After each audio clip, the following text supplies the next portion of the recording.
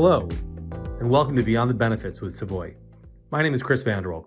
I'm the Senior Vice President of Employer Services and Compliance, and with me today is Anthony Lividini, a Business Development Specialist out of our New Jersey office. Anthony, thank you for coming in today. Thank you for having me, Chris. So before we dive into what you do here at Savoy Associates, tell me a little bit about yourself. What do you do when you're not working? So, come from a big Italian family. I love spending time with my family when I'm not at work. I love traveling, love golfing, even though I'm not very good. But more importantly, I try to just kind of sharpen my skill set on industry and whatnot. So when you're not working, you're working. Yeah, well, just brushing up on little things here and there, trying to learn a little bit more about. So before we get to work, you said you travel. Where's your favorite place? If you've been more than one place, it's a hard question to answer. I'd say Italy, I think, is probably one of my favorites. I've only been there a handful of times, but every time I go there, trying to experience different regions and different areas, and I always get a kick out of culture and especially the food. I've not been to Italy. I've been close. I've been as far as Monaco. Spent a lot of time in Spain, and I love Mediterranean Europe. It's absolutely beautiful. So let's pivot back to work. What does a business development specialist do at Savoy Associates? I focus on our existing broker partners and new broker partners. I'm just trying to find the most efficient, effective ways for them to build their own businesses and win new business. Try and strategize and consult with groups and brokers to figure out what they may be doing or what they may be able to do best or better than they're currently. Just trying to make sure that they have all the tools and resources available and that they're taking advantage of all of the departments and all of the resources that Savoy offers so they can benefit. So we're talking cross-selling, we're talking prospecting and marketing and all the different aspects that go into a broker driving their revenue. Correct. And so with that, what are some of your favorite resources that you refer to brokers? So I love our compliance team. Huge resource for not only me to take advantage. You're not just saying that because I'm here. No, not just because of you, but I rely heavily on our compliance team on a daily basis for helping me in different areas that I might not be comfortable with, or help me answer questions that I don't know the answers to. And they're a huge resource for not only me to take advantage of, but our broker partners as well. I love our marketing team. Our marketing team has always been great. Huge for, again, not only me, but for our broker partners to utilize. Yeah, big shout out to our compliance and marketing teams. They are a bunch of professionals that go into work every day and absolutely hit the cover off the ball. They know what they're doing, and they are a resource that I count on every single day. So what's your favorite part of your role at Savoy Associates? So I learn something new every day. I love the people I work with. I love the culture over here at Savoy. More importantly, I love helping brokers and small businesses, just trying to take away some of the unknowns and some of the fears of the insurance and benefits industry with our expertise. Beautiful. How long have you been in the business, and how did you get here? How did you end up in the insurance industry?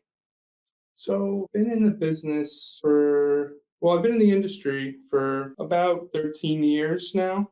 I got in the industry myself. I had a pretty big skiing accident, shattered my face, broke my nose, my cheekbone, my jaw.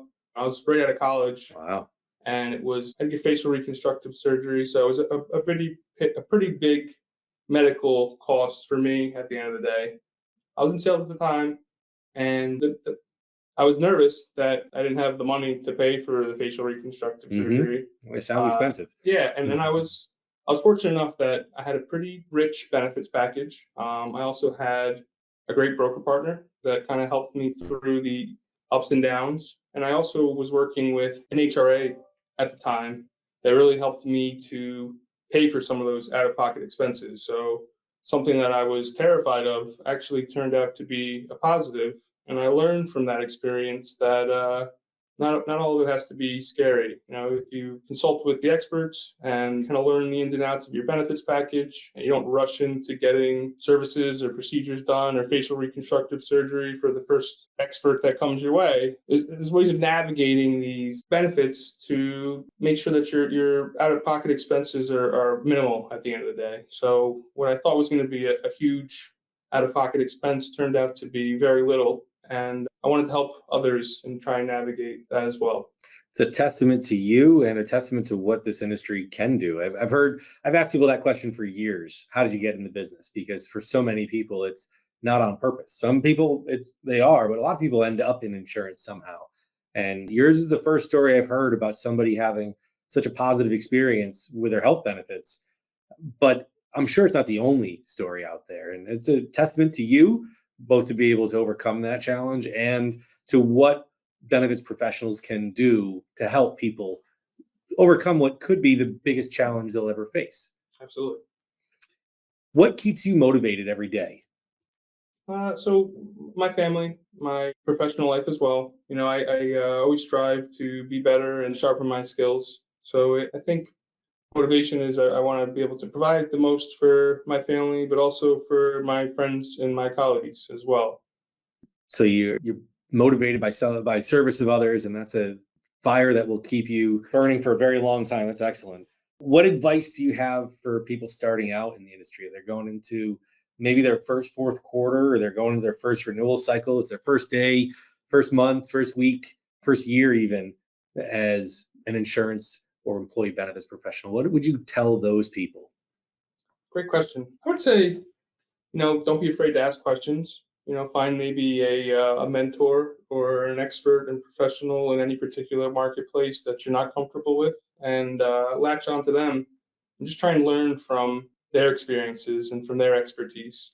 I think that it's important for anyone starting out new in the industry to understand that there are stressful quarters or stressful times of the years, but it does get better. And once you get one of them under your belt, everyone after that is just par for the course. I like that. Ask questions and get some experience, and you'll be better prepared for the future. So over the next 12 to 18 months, what do you see as the biggest things that people in our industry should keep an eye on? I would say definitely legislation. There's a lot of legislation and movement or to be passed in the near future that's definitely going to change our industry, some for better, some for worse. Just to kind of keep your finger on the pulse in our industry, make sure that you're keeping an idea with vendor partners and carrier partners and any particular changes that may be in the hopper coming along in the near future. Yeah, I feel we were both around when the ACA came into being, and it seemed like a new rule every 20 minutes was coming out, and it was hard to keep up with. And COVID happened, and we went through it. It seemed like even faster because everything was an emergency instead of a deliberate rollout of a big law. And it just seems like the pace hasn't slowed down since March of 2020 when all the emergency rules went into effect. So yeah, legislation and changing markets are a huge thing. If you could wave a magic wand and change any one thing about our industry, what would it be? I think maybe transparency and education for those people. I always saw insurance, even myself, as something that it's nice to have, but you don't really want it until you actually need it. It may just be an expense that you're not taking into consideration. And it's one of those things that I feel not everyone really takes a deep dive at their current plan design or their current benefits package or even the benefits that their employer offers. And just by getting a better understanding as to some of the resources that are made available to you, some of the benefits that you may have on the table, you're not only benefiting yourself, but you're benefiting any of your dependents or your family members that may be covered in your plan. And cost, I think a lot of our industry is very cost driven. I'd love to see lower costs for some prescription drugs and just make it a little bit more affordable for small businesses at the end of the day. Because I know a lot of my clients have difficulties even offering a small group health plan just based on the price point. And it's one of those things that I think everyone should take into consideration. And there's a lot to benefit from having, even just if it's not the richest benefits package, even have some sort of a catastrophic package in place for your employees if need be. All gets back to education, understanding what's out there. Your employee benefits package is a huge component of your compensation if you're an employee, or a huge component of your budget if you're an employer. It's probably the second biggest item after payroll for most employers. Pay more for health insurance than they do for rent, and especially now with remote workforces. So yeah, effort and education, understanding what's out there and how to use it. Think back to the story you opened up with. You needed a professional to help you understand how to avoid bankruptcy and understand that you had a great package that could help you out, But had you gone and not had the help of a qualified professional to help you get through it, it might have worked out differently. So yeah, education is a big part of that. Well, Anthony, I want to thank you for coming in today. I really enjoy every opportunity we get to work together. Those meetings we go out to brokers. I love watching you in action, and it has been a pleasure to talk to you today. Thanks for coming in. Thanks, Chris.